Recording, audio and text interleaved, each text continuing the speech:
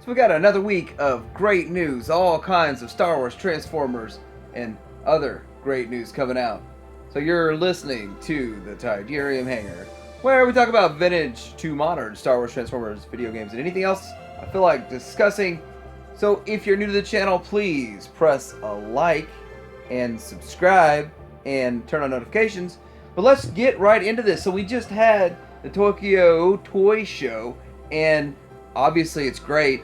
They did bring their masterpiece lineup with them, and I think that they posed this Prime a little better, but it still looks kind of, well, it's not the best pose. I think that their promo pics were amazing. Those poses are amazing, but every other pic they put out since then just looks weird. Even this one, the A stance is off, but I know that's a posing issue. It's going to be an awesome MP44. You got Hound right next to him. And we've got a better picture of Hound here, and Hound just keeps looking amazing. I have to say this figure is going to be an awesome figure. It's going to knock everyone's socks off, and well, definitely going to knock my socks off for sure. But then they bring in the Bumblebee. Bumblebee is not. He looks good, so it's going to be the best looking version of Bumblebee. The feet still look ridiculous. I mean, I just would think that somebody somewhere would have said, "Man, we got to do something about those feet." I know they've gotten feedback. They have to have gotten feedback, but that's insane. Also note the little Spike figure sitting in the Hound that's in the Jeep mode. Looks pretty good. Well, actually, kind of looks a little weird with all the little joints in there, but pretty cool that it fits in there just perfect. And of course, Black Arachnia. I'm sure that thing's in production right now. Just gonna be released later on this year, so looks good. I think she's an excellent looking bot there. We got our next plus line figure, and so Smokescreen, which I already thought Smokescreen had a pretty toon paint job to him. Thought it looked pretty good. This one goes to a super toon face, which I think is interesting. That face looks, well, super toon. And really the only update I see on this, aside from the toon face and a couple of the paint apps, and you've got the blue the transparent blue on the windshield, or you're not going to see that in robot mode, so what you see down there is the back window. But yeah, they're going even further with this plus line, and it just depends. Like, to me, I don't think it's a swap out for me, but for other people that haven't got it, that might be a good option. So they got their Siege display at the Tokyo Toy Show, and it's showing off the Omega Supreme, which everyone's going to love that thing. It's going to look great. Kind of looks a little odd in the alt mode there, but you know, we've seen those pictures before. But you can see all these other figures that have come out. You can see a Mirage. You can see their Red Alert. Springer. I'm looking forward to Springer. Maybe this just didn't get captured in pictures, but oddly enough, I don't see their Skyfire or Jetfire present. That Siege Jetfire is one that I think a lot of people are interested in seeing. Okay, so looking at the Siege Ratchet, it's a repaint of the Ironhide, of course, and it seems like every one of these molds for Ironhide and Ratchet, just the midsection's just a little too chunky for my like and my taste, and I know that's just kind of, I don't want to say lazy engineering, but to make it easier, I guess you could say. But he looks okay, and I think that the Ratchet looks good in this mold also, but not great in my opinion. And yet another repaint of the Prowl mold, and yeah, I think the Prowl mold is pretty good mold. I think it does look pretty good. Still feels a bit on the small side, but hey, that's a nice mold. We're gonna get tons of repaints of it, and just like their Seekers. Next little bit of news is that there is a Hasbro poll on the next characters they're going to make, which, first of all, I don't understand why we have to take a poll. Why don't they make all of them? It doesn't make sense. I would think all of these would sell. So it's Gnaw, Runamuck and Runabout, Needle Nose, and Shrapnel. Which, obviously, you got a Runamuck, you get a Runamuck, Runabout, you get a repaint of them. Anyway, first off, the Gnaw and the Shrapnel have already been made in Legends, and Gnaw is going to be upscaled from Legends to Cyberverse Deluxe. So I assume this is all going to be Deluxe made, and made a whole new mold, and which is interesting because if we get the Gnaw, that would be like a army troop builder kind of thing, and if we got an Insecticon, we'd also get the other Insecticons. It would make sense if we got a deluxe-sized Insecticon, we should get the rest of them, and I do think the popularity of their Legends one makes them think, hey, it's going to be popular in the Legends scale.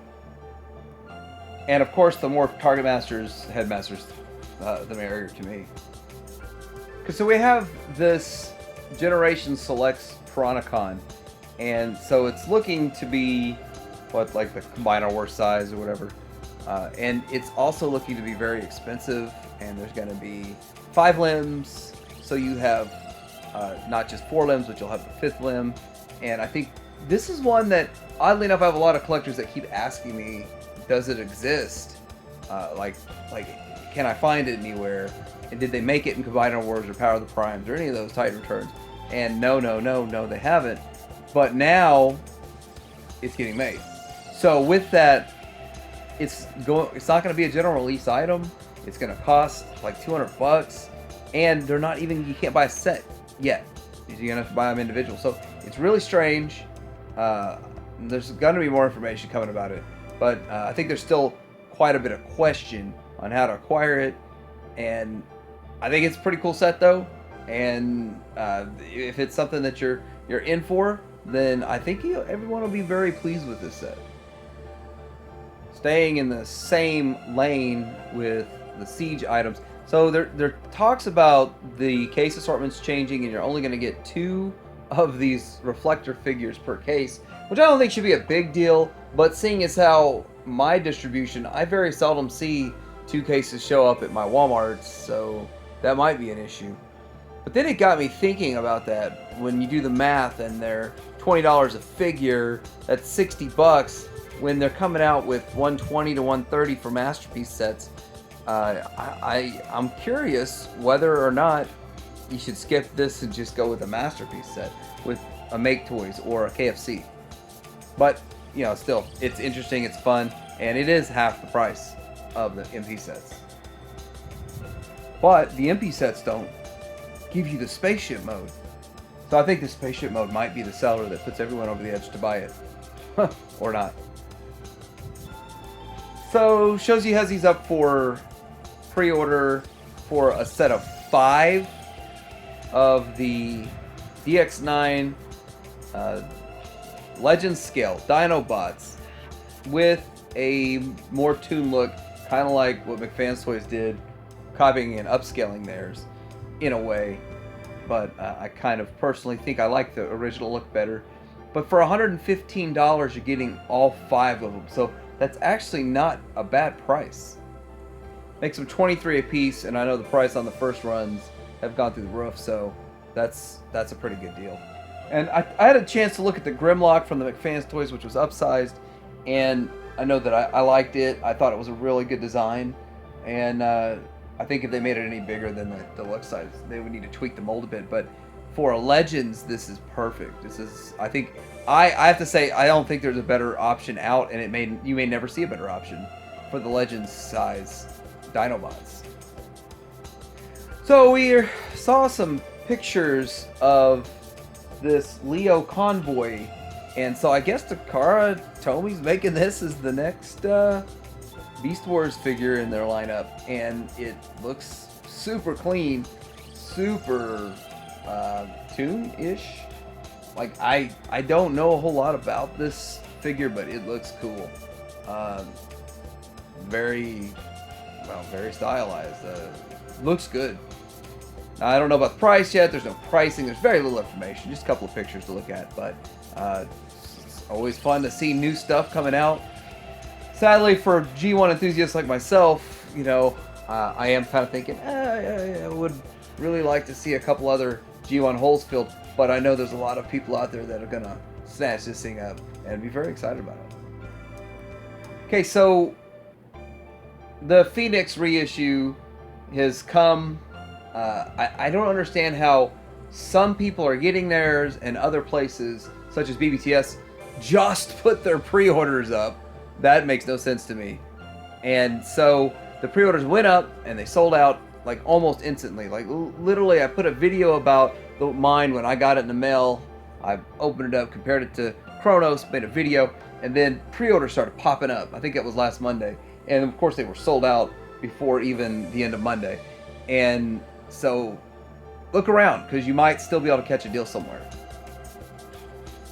Speaking of catching a deal, I've had a lot of questions from people who want to see the MMC tapes for re-release. When will they get re-released? Well, let me tell you, you could go pre-order the Jaguar, or as us U.S. residents know it as a Ravage. You can pre-order right now. It's like, it takes $3 down. The sad thing is, yeah, Shozy doesn't give you the price yet. Now I know it's like $69 for the last release, and I don't know if they're just going to start charging more every release or what. I wish there was a price that we could know, but we don't know the price. So anyway, hey, if you want one of these, jump on it, because the pre-orders will probably sell out. So next thing I want to talk about, I've been seeing pictures of this Metroplex from the early stages, and I think it looks amazing. This is going to be like a 6-foot tall Metroplex. Someone's making it somewhere, 3D printing each little piece and putting it together as they go. And it's taken, this is 6 months worth of work right here. Because 6 months ago I saw the very first head and like a little mini exoskeleton like this here. Actually, I saw an earlier picture than this. But this does look amazing. It's 3D printed. Whoever's doing this, I really think that this is done to such a high level. It's so professional looking. It has to be a company doing this.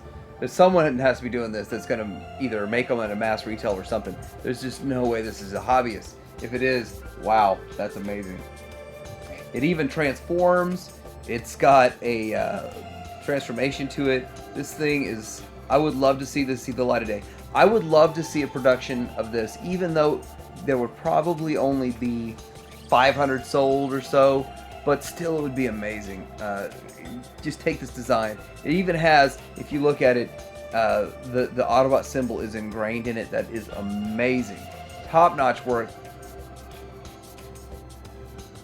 It's funny how I was just putting out a video about this, and these pictures are surfacing, and about how awesome this thing looks. Just, it blows my mind that someone's doing this. Last bit of robot news is the KO, so it's a Fantasy Jewel version of the Black Lion is getting released, and with that there's pictures of just a whole bunch of parts, because they're still, I guess, assembling them, or pictures from the factory while it's getting assembled. And I think it's pretty cool. I like stuff like this. Like, I like seeing sort of a behind the scenes of stuff going on. Of course, this is just KO stuff, but still, I've seen some third-party pictures like this, and I've always just been intrigued by the whole production process, and just how many. And I'm always curious, how many do they make? Like, you never know. I wish they would release production numbers on some of these figures. So before we get into the Star Wars news, some interesting X-Men, Marvel classics, or I guess that's what they're going to call them, classic collection, or vintage collection, or something along those lines.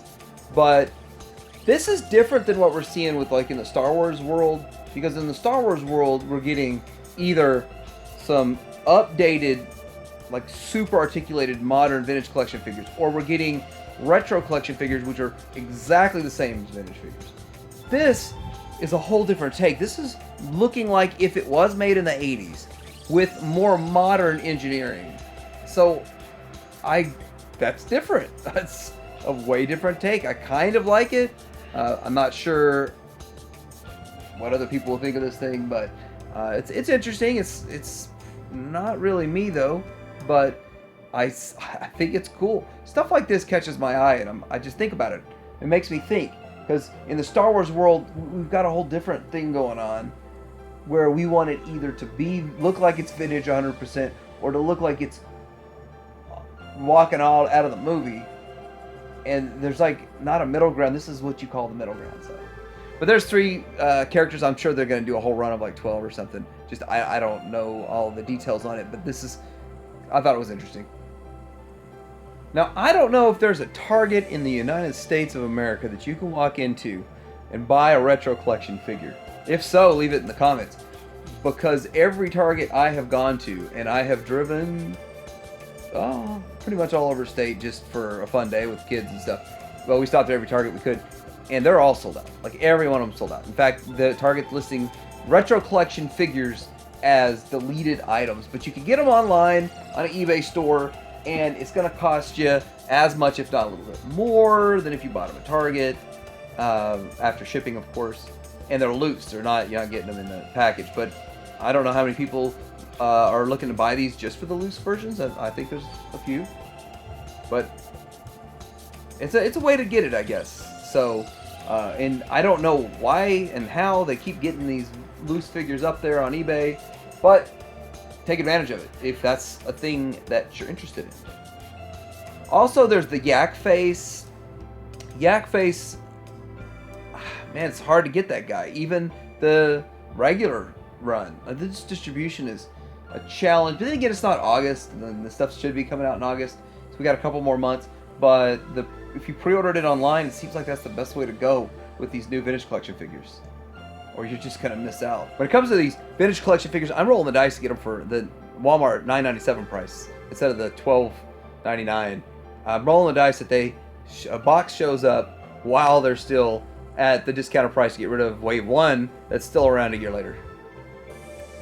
Kind of light on the Star Wars news this week, but I do want to say this Galaxy Edge 3-pack, it's bothersome for a few reasons.